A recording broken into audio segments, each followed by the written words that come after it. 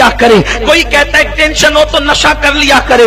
یاد رکھیں نشہ کرنے کی اسلام میں اجازت نہیں. سگریٹ کو اگرچہ مطلقاً اسلام حرام تو نہیں کہتا لیکن اللہ اکبر وہ قریب حرام کے ضرور ہے, بلکہ اگر اس کو قرآن مقدس کی روشنی میں لیا جائے تو جو ہے وہ بہت احتیاط کے ساتھ اس کو مکروہ تحریمی کہا جا سکتا ہے. اور اگر اس اعتبار سے لے, میرا اللہ فرماتا ہے فضول خرچی کرنے والے شیطان کے بھائی ہیں. تو سگریٹ ایک انسان اللہ اکبر ایک دن میں سینکڑوں روپے کی جو سگریٹ پی جاتا ہے تو کیا یہ اسراف نہیں ہے؟ یہ فضول خرچی نہیں ہے؟ اللہ اکبر. جب اسلام نماز پڑھنے سے پہلے جو نماز کی کنجی ہے جسے وضو کہتے ہیں, وضو میں پانی کی فضول خرچی کو اسلام حرام قرار دیتا ہے. میرے آقا فرماتے ہیں اگر تم کسی نہر کے کنارے بھی وضو کرو تو تم فضول خرچی پانی کی نہیں کر سکتے.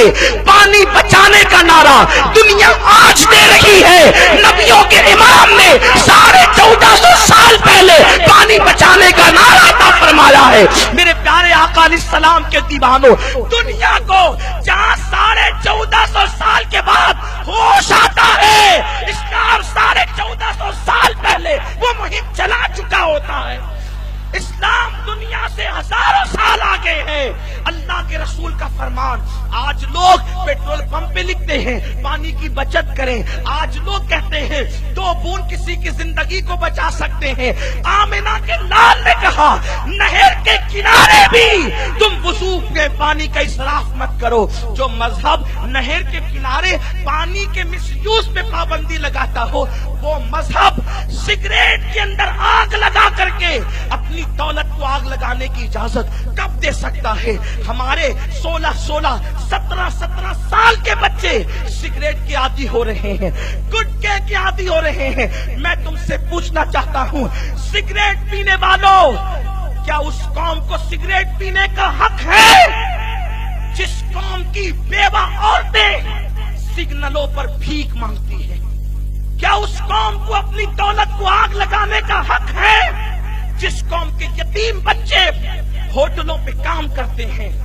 کیا اس قوم کو سگریٹ پینے کا حق ہے جس قوم کی بچیاں 30 35 سال کی ہو گئی ہے اور ان کو اس لیے رشتے نہیں آتے کہ ان کے ماں باپ کے پاس جہیز دینے کے لیے پیسے نہیں ہے؟ سگریٹ پی رہے ہو, ملک شام کے بچوں کی بھوک کا جواب قیامت میں کون دے گا؟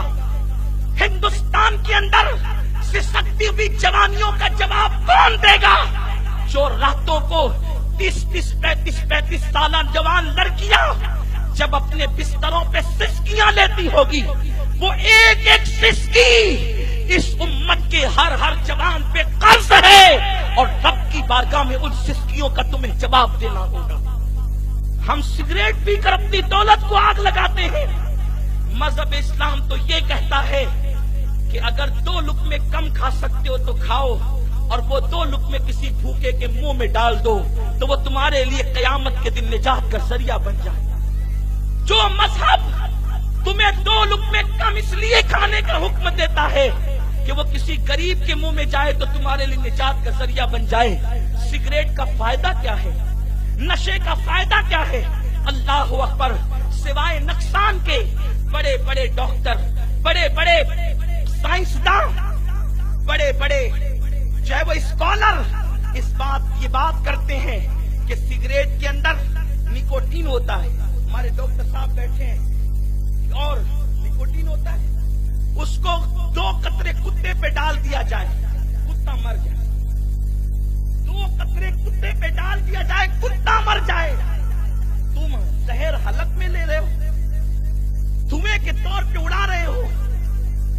کیا ہو گیا میری قوم کو؟ اور اپنی جوانی کو تباہ کر رہے ہو. کل تک ہمارا 18 سال کا جوان ایسے کھلتے چہرے کا ہوتا تھا, ایسے کھلتے چہرے کا, یوں لگتا تھا جیسے کسی دریا کے اندر کسی کنول نے مسکرایا ہو. اس کے سر کے بالوں کو دیکھ کر یوں لگتا تھا کہ جیسے سنبل کے پودے نے ابھی اپنی پنکھڑیوں کو زمین پہ بکھیر دیا ہو.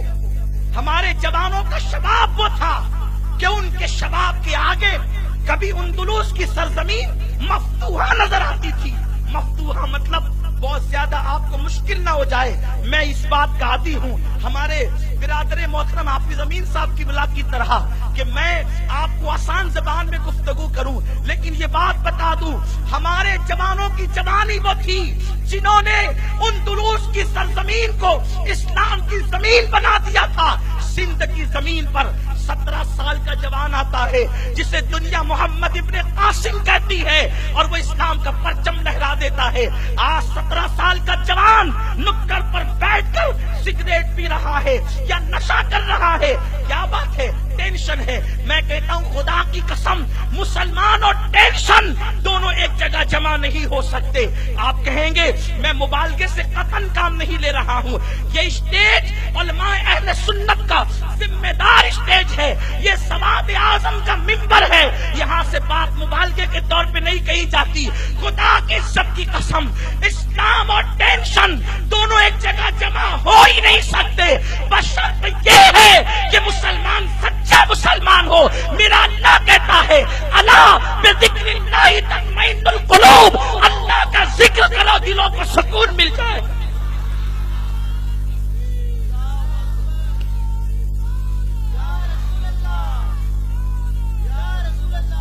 نشے میں سکون نہیں ہے.